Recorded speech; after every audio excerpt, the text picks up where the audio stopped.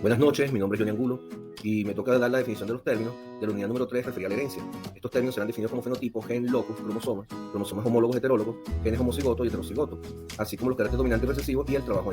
Para iniciar la exposición, tenemos que determinar qué fenotipos son los rasgos que podemos observar, sean bien como una característica física o como un comportamiento. El fenotipo depende del genotipo y adicionalmente puede ser influenciado por factores ambientales o nutricionales. Estos pueden sufrir una variación según los genes que se expresan y de cómo los afectan las condiciones externas.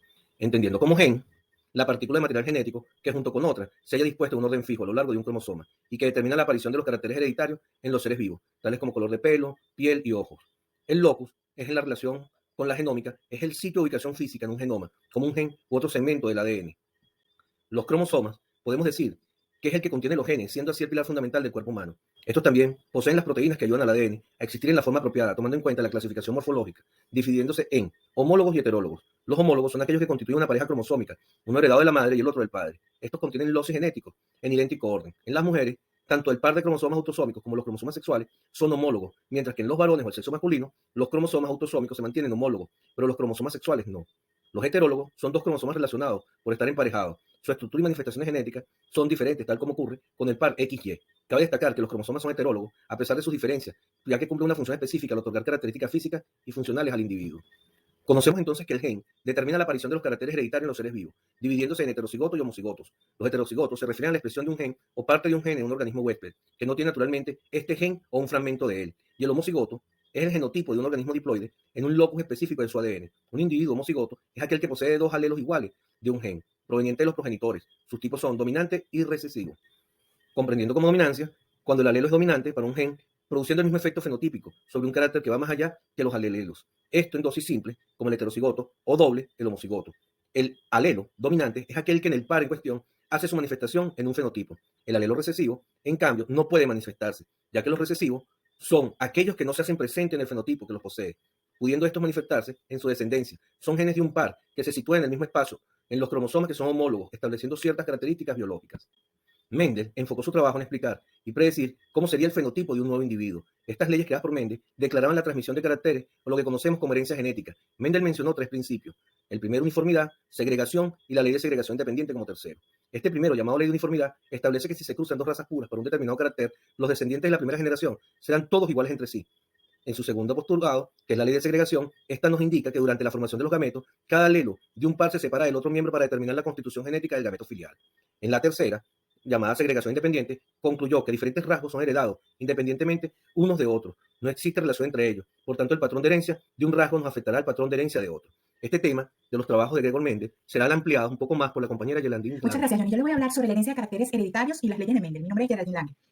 Mendel para sus estudios eligió 7 rasgos físicos que hoy conocemos como fenotipos: el color y la colocación de la flor, el color y la forma de la arveja, el tamaño de la planta, y todas debían ser de líneas puras.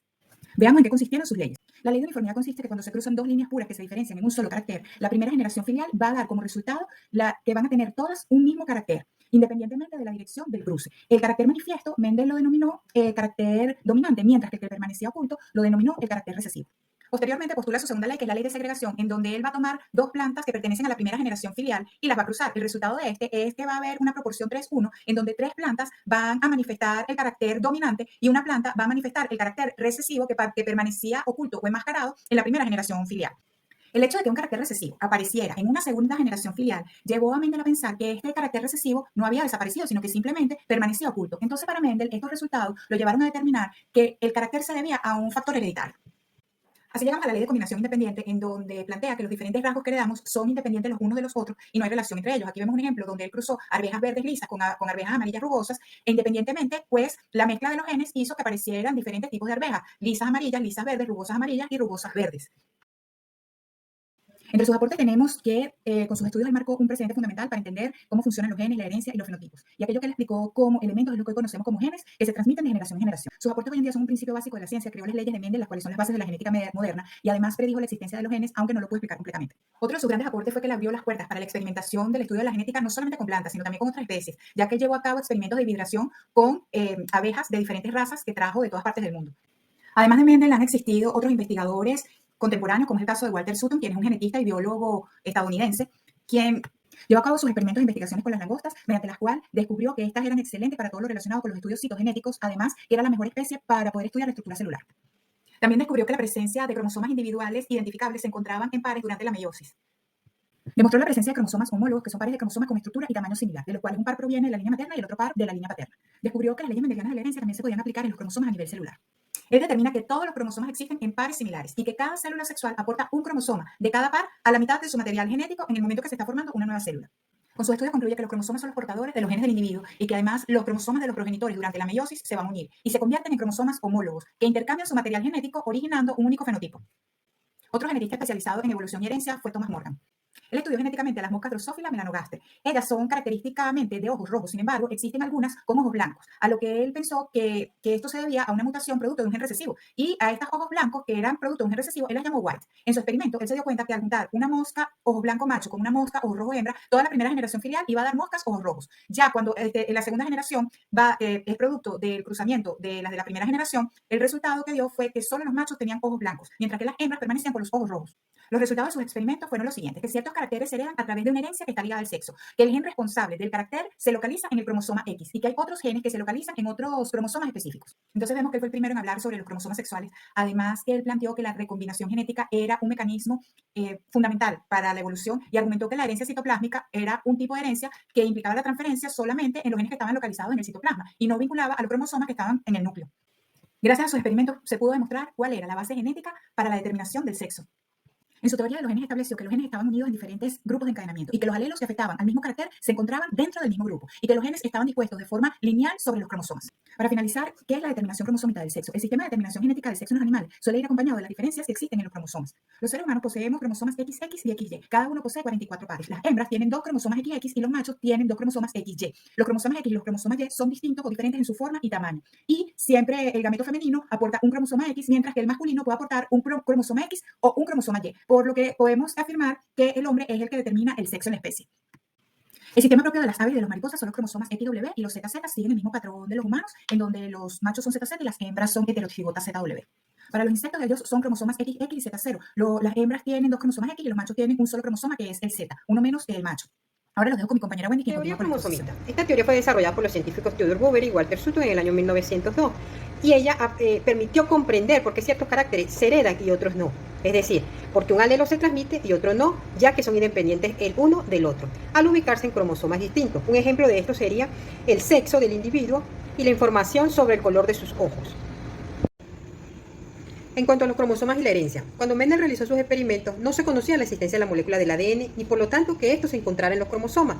Sutton y Boveri observaron que había un paralelismo entre la herencia de los factores hereditarios y el comportamiento de los cromosomas durante la meiosis y la fecundación, por lo que dedujeron que los factores hereditarios se encontraban en los cromosomas. En cuanto a la división celular de la mitosis y la meiosis, nos encontramos que la mitosis es como células somáticas o células que no se reproducen, se dividen. Las células somáticas conforman la mayoría de los tejidos y órganos de tu cuerpo, incluyen la piel, músculos, pulmones, intestinos y las células reproductivas. En la mitosis, la cosa importante para recordar es que cada una de las células hijas tienen los mismos cromosomas y ADN como la célula madre. En cambio, en la meiosis, la otra forma principal que se dividen células es la división celular que se crea, células del sexo como óvulos femeninos o de la esperma masculina.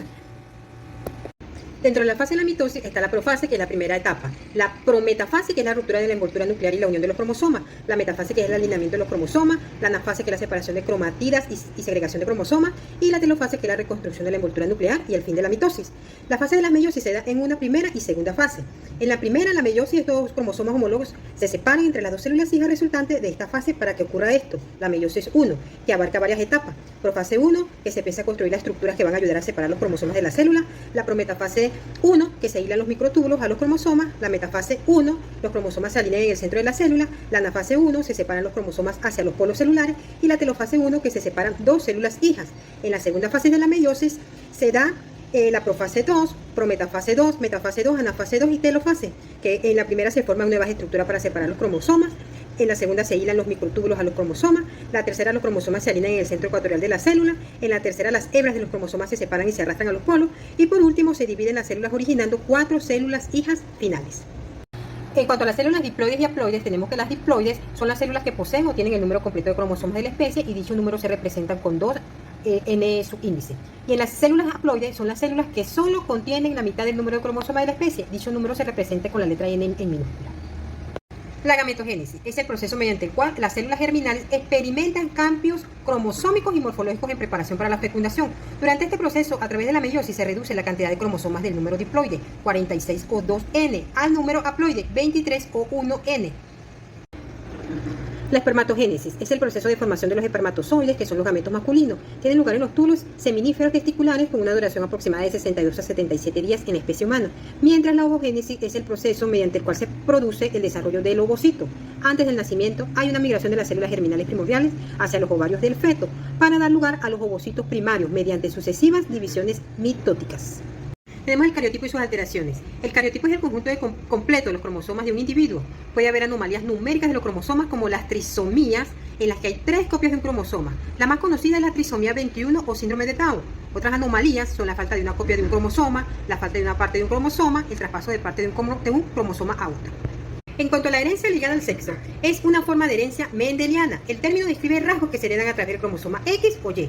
Para la transmisión recesiva ligada al cromosoma X, el alelo es recesivo y se transporta en el cromosoma X. Los hombres tienen más probabilidades de expresar trastornos recesivos ligados al cromosoma X porque poseen solo un cromosoma X. Para la transmisión dominante ligada al cromosoma X, el alelo es dominante y se transporta en el cromosoma X. Debido a esto, solo se requiere una copia del alelo de la enfermedad para la expresión fenotípica. Los trastornos dominantes ligados al cromosoma X son menos comunes que los trastornos recesivos ligados al cromosoma X. Composición del núcleo. El núcleo celular es una estructura membranosa que se encuentra normalmente en el centro de las células eucariotas. La función del núcleo es mantener la integridad de esos genes y controlar las actividades celulares regulando la expresión génica. Composición del núcleo. El núcleo está compuesto por 4 partes bien específicas. Está la membrana nuclear, que sirve para separar los cromosomas del citoplasma de la célula y otros elementos. Está el carioplasma, que su función es almacenar proteínas y en algunos casos mantener algunas fibras del ADN. El nucleolo, el que tiene un rol principal de esta estructura, es la biosíntesis de los ribosomas para formar ARN ribosómico. Y la cromatina, que su función es la de empaquetar el ADN, organizarlo de forma que quepa dentro del núcleo. Tal cual como vemos aquí. Composición del ácido nucleico. Los ácidos nucleicos son macromoléculas poliméricas formadas por subunidades llamadas nucleótidos. Base nitrogenada. Las bases nitrogenadas tienen 2 partes. Las bases púricas, que están compuestas a su vez de adenina y guanina, y las bases pirimidínicas, que están a su vez compuestas de citosina, timina y uracilo. Pentosa. La pentosa es un azúcar que está compuesto por 5 átomos de carbono, los cuales, en el caso de la ribosa, es para formar el ARN, y en el caso de la desoxirribosa es para formar el ADN. Conformación de un nucleótido. Bien, está su base nitrogenada, está la pentosa y el ácido fosfórico. La base nitrogenada es un compuesto cíclico orgánico que tiene 2 a más átomos de nitrógeno. Las bases nitrogenadas que forman nucleótidos son de 5 y se agrupan en 2 familias químicamente, como lo es las púricas y las pirimídicas. Tenemos el ADN y el ARN. El ADN, el ácido desoxirribonucleico, es un ácido nucleico que contiene toda la información genética hereditaria que sirve de manual de instrucción para desarrollarnos, vivir y reproducirnos. El ARN, o ácido ribonucleico, es el otro tipo de ácido nucleico que posibilita la síntesis de proteínas. Si bien el ADN contiene la información genética, el ARN es el que permite que ésta sea comprendida por las células. ADN características. Tiene 2 cadenas de nucleótidos formando una doble hélice. Azúcar de carbonos, azúcar desoxirribosa. Tiene sus bases que son la adenanina, la citosina, guanina y timina. Y la función de información de generación a través de la replicación. Características del ARN. Tiene una sola cadena, azúcar de carbonos, el azúcar aquí es la ribosa. Tiene las mismas bases que el ADN, excepto que el uracilo reemplaza a la timina. Y su función es la síntesis proteica, a través de la transcripción y traducción. Síntesis de las proteínas. Aquí podemos ver un esquema de cómo funciona gráficamente.